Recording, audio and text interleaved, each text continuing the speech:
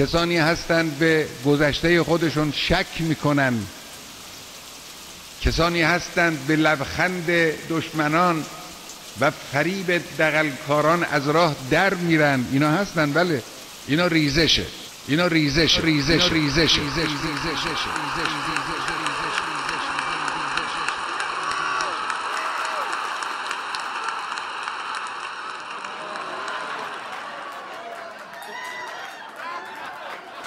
اگر چنانچه از این کار شما خسته شدید،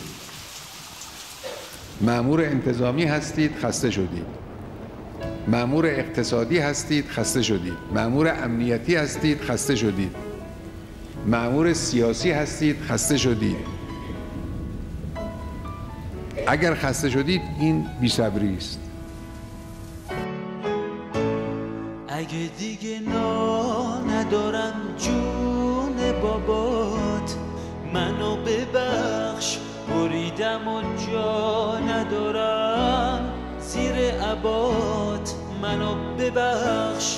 اگه دیگه ندارم جون بابات، منو ببخش بریدم و جا ندارم زیر عبات، منو ببخش، منو ببخش. اگه شبا ریشه امامو میشمرم، منو ببخش.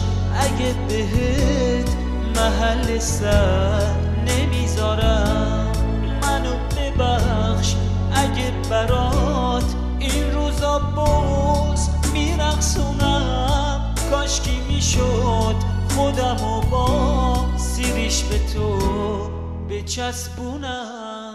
اگه دیگه ندارم جون بابات، منو ببخش بریدم و جا ندارم زیر عبات، منو ببخش. این نمیشه، این نشانه بی‌صبری است، نشانه خسته شدن است. حالا گاهی این خسته شدن رو خودشون خسته شدن اما به مردم نسبت میدن، مردم خسته شدن. نه نخیر. منو ببخش، من نمیخوام مثل تو روز خون بشم، زیر فشار تحریما مثل تو نصف جون بشم.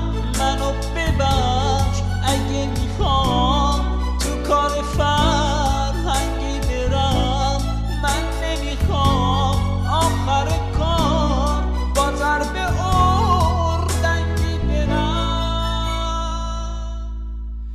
اگه دیگه ندارم جون بابات، منو ببخش بریدم و جا ندارم زیر عبات، منو ببخش.